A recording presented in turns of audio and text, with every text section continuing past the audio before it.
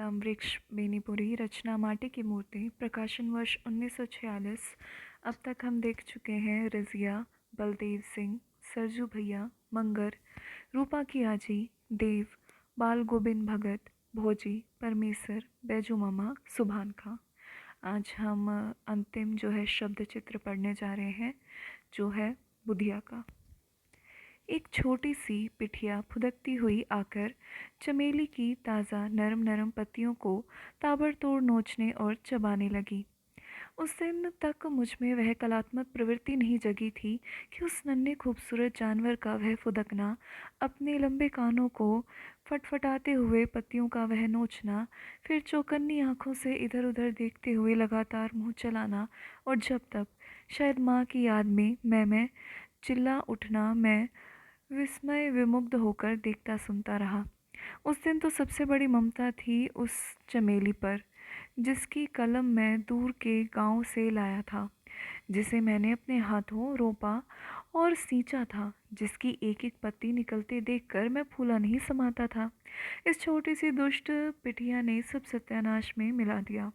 मैं गुस्से में चोर उसे मारने दौड़ा। वह हिरन के बच्चे सी छलांग लेती भागी। मैं पीछे लगा। मत मारिए बाबू। यह बुधिया थी। बुधिया एक छोटी सी बच्ची, 7-8 साल से ज़्यादा क्या ही होगी। कमर में एक रंगे की खड़ूकी लपेटे, जिसमें कितने पैबंद लगे थे, जो मुश्किल से उसके घुटने के नीचे पहुंचती थी। समूचा शरीर नंग धड़ंग गर्द गुबार से भरा। सांवले चेहरे पर काले बालों की लटें बिखरी, जिनमें धूल तो साफ थी और जुएं भी ज़रूर रही होंगी। एक नाक से पीला नीटा निकल रहा, जिसे वह बार बार सुड़कने की कोशिश करती। उसकी बोली सुन और शायद यह सूरत देखकर भी इच्छा हुई एक थप्पड़ अभी उसके गाल पर जड़ दूं, कि उसके पैर के नीचे जो नज़र पड़ती तो ध्यान उस ओर बट गया और मेरा लड़कपन का मन वहीं जा उलझा। अरे तूने यह क्या बना रखा है? मैं नज़दीक बढ़कर देखने लगा। देखा निकट के पोखरे से गीली चिकनी मिट्टी लाकर वह तरह तरह के खिलौने बनाए हुए है। खेत में सरसों, चना, मटर वगैरह के फूल लाकर उन खिलौनों को खूब सजा रखा है उसने। खिलौनों की खास शक्लें तो थी नहीं। हाँ, आदमी के से आकार जो रंग बिरंगे फूलों से सजे होने के कारण ज़रूर ही भले दिखते थे। मैंने पूछा, यह क्या है? वह कुछ शर्माई। आप मारिए नहीं ना तो बताऊं? आज पीटता ज़रूर, लेकिन माफ़ कर दिया। वह मुस्कुरा रही थी। बैठ गई। बैठिए ना। उस गंदगी में मैं क्यों बैठने लगा? झुक कर देखने लगा। उसने शुरू किया। यह है दूल्हा, सर पर मोर, सरसों के फूल की ओर इशारा करती बसंती मोर। यह है दुल्हन, कैसी भली चुंदरी मटर चने के फूलों की। इनकी होगी शादी, खूब बजेंगे बाजे। 2-3 बार उसने पेट पीटा, फिर मुंह से सीटी दी, ढोल भी शहनाई भी। यह है कोबर घर, धूल से चौकोर घेर कर बनाया। यह है फूल सेज, आम के हरे पत्तों पर कुछ फूल बिखरे। इस पर सोएंगे दोनों और मैं गाऊंगी गीत। वह कुछ गुनगुनाने लगी, गाती झूमती, कुछ देर तल्लीन। मैं देखा सुना किया, फिर मेरा ध्यान उसकी चमेली की ओर गया। दौड़ा, एक एक पत्ती गिनता, अफसोस करता, पटिया को जिंदा चबाने की कस्में खाता, बुधिया को गालियां देता। मालिक ज़रा घास में हाथ लगा दीजिए ना। सिर नीचा किए, फिर बात पर तर्क वितर्क करता मैं गांव से उत्तर की उस सड़क पर शाम को हवाखोरी कर रहा था कि यह आवाज़ सुनकर सिर उठाकर देखा। झुटपुटा हो चला था। सड़क के नीचे खेत में एक युवती सी खड़ी मालूम हुई। घास का गट्ठर उसके पैर के नीचे बगल में पड़ा था। मैं झल्ला उठा। उसके शोखे पर क्रोध आया। मैं अब शहरी आदमी हूँ, साफ कपड़े पहनता, गवई के लोगों के गंदगी से दूर रहने की कोशिश करता। फिर मैं गसहारा चरवाहा थोड़ी हूँ जो घास के गट्ठे उठाता फिरूं। गांव में ऐसा कौन है जो मुझसे ऐसा कहने की ज़रूरत करे? लेकिन देखिए इसे, जिसने उठा दीजिए ना। मैंने घूर कर उसके चेहरे को देखा, आकृति और आवाज़ में तारतम्य बिठलाया। अरे, यह तो बुधिया है। इतनी जवान, इतनी जल्दी। इधर उधर देखा, कोई नहीं। शाम हो रही थी, बेचारी को कौन उठा देगा। द्रवीभूत मैंने घास के गट्ठे में हाथ लगा दिए। वह गट लिए झूमती चली गई। उसी समय एक ठहाका सुनाई पड़ा और थोड़ी देर में जगदीश मेरे नज़दीक पहुंच चुका था। आखिर आपको भी इसने फंसाया। जगदीश की आंखों में शरारत थी, आवाज़ में व्यंग्य। फिर उसने मानो बुधिया पुराण कहना शुरू किया। अब बुधिया पैबंद वाली बुधिया नहीं। अब उसकी चूनर का रंग कभी मलिन नहीं होता। उसकी चोली सिवाय पट्टी का दर्जी सीता है। माना वह रोज़ घास को आती जाती, लेकिन उसके हाथ में ठेले की क्या बात आप घिस्से भी नहीं पाएंगे। रंग वही सांवला है, लेकिन उसमें गढ़े के सड़े पानी की मुर्दनी नहीं, कालिंदी का कलकल छलछल है। जिसके कुल पर कितने ही गोपालवंशी टेरते, कितने ही नंदलाल रासलीला का स्वप्न देखते। बुधिया जिस सरहे में निकल जाती, जिंदगी तरंगे लेती। उसके बालों में चमेली का तेल चपचप करता, उसकी मांग में टकही टिकुली चमचम करती है। किसी वृंदावन में एक थे गोपाल, हजार थी गोपियाँ। यहाँ एक है गोपी और हजार गोपाल। इन गोपालों को एक ही नाथ में नाथ कर नाचने में बुधिया को जो मज़ा आता है, वह उस गोपाल को सहस्र फण कालिया को नाथने और उसके फण पर नाचने में कहाँ मिला होगा। मालूम होता है द्वापर का बदला राधा रानी इस कलयुग में बुधिया की मार्फत पुरुष जाति से चुका रही। वह तड़पती रही और यह तड़पाती है। उफ अनर्थ। मेरा सदाचार प्रवण हृदय चिल्ला रहा था और मैं सर नीचा किए उस अंधेरे में घर की ओर लौट रहा था। जगदीश ने दूसरी राह पकड़ी थी। थोड़ी दूर जाने पर गांव के नज़दीक पहुंचते पहुंचते मुझे ऐसा लगा कि मेरी बगल से जैसे शरीर छूता हुआ कोई सन से निकल गया। मेरी गर्दन आप से आप पीछे मुड़ी। माफ़ कीजिए, यह दूसरा कसूर हुआ। वह ठिठक कर खड़ी हुई, बोली। वह बुधिया थी। मैं जल उठा, बदमाश बदचलन। सुनकर सहमे सकुचाने के बदले वह ठठाकर हंस पड़ी और निधड़क नज़दीक आकर कहने लगी, बाबू याद है, मेरी पटिया आपकी चमेली चर गई थी। अंधेरे में भी बत्तीस चमक उठी। बदमाश भाग चल। निस्संदेह उस समय मेरा चेहरा लाल अंगार बन रहा होगा।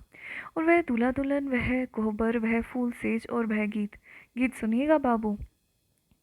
सजनी चल लिहूँ पियो घर ना, जाए तहीं लागू परम डर ना। वह गाते गाते भागी, हंसती इटलाती। उफ, कैसी बेशर्म बेहया। मैं क्या क्या ना बड़बड़ाया किया। और दूर दूर से उसके ठहाके की आवाज़ आ रही थी। गेहूं की कटनी हो रही थी। मेरे भाई ने कहा, भैया आज मजदूर ज़्यादा होंगे, लूट लेंगे, ज़रा खेत चलिएगा। बस आपको सिर्फ खड़ा बर रहना है, काम तो आप होगा। खून में जो कहीं बची बचाई किसानी वृत्ति है, उसने नए काम के, नए अनुभव के कौतूहल से मिलकर मुझे खेत में ला खड़ा किया।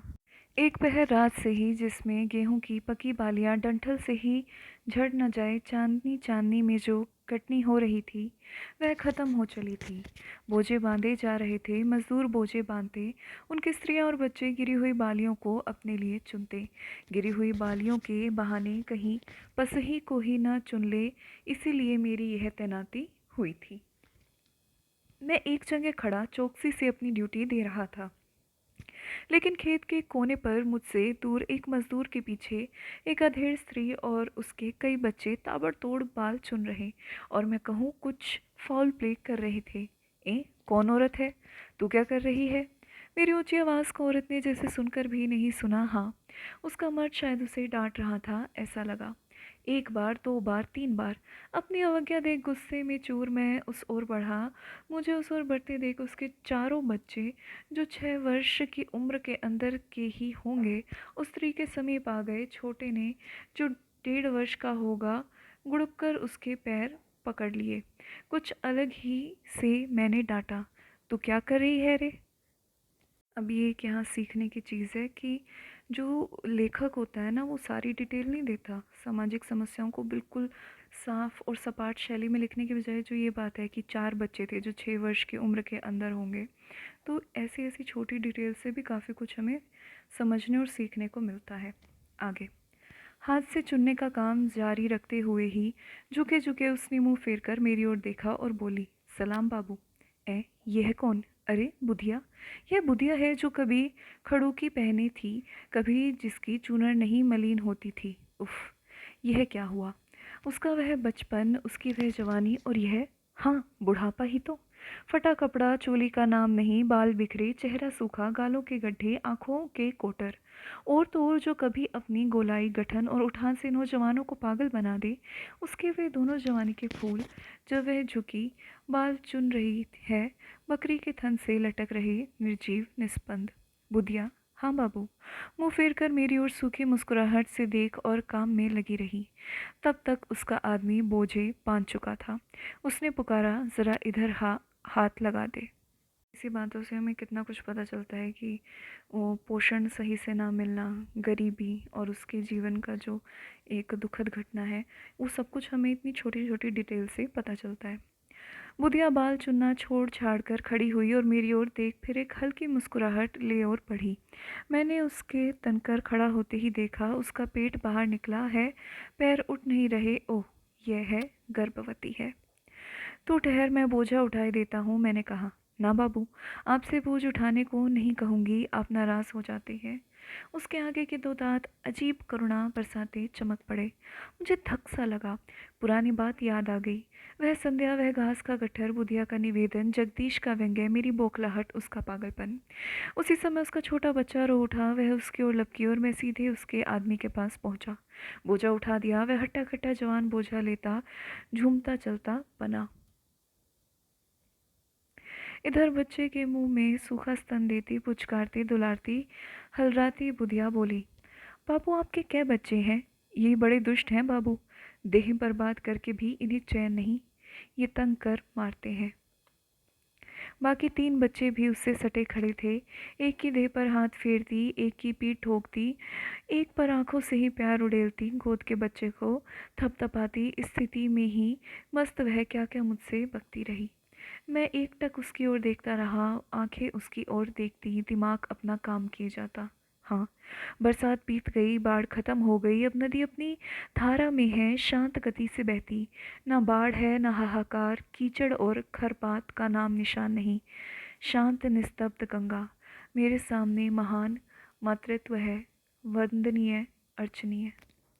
यहाँ पर माटी की मूर्ति समाप्त होता है। आप ज़रूर ये बुक खरीद लीजिए अमेज़ोन या किसी भी साइट, या फिर कोई भी अगर पुस्तक मेला होगा वहाँ आपको आसानी से ये किताब मिल जाएगी। और आप हर चरित्र पर अपने अपने विचार जो हैं वो रख सकते हैं, अपनी किताब में लिख सकते हैं। तो वो एक आपका पर्सनल चीज़ हो जाएगी। अंत तक जुड़े रहने के लिए धन्यवाद।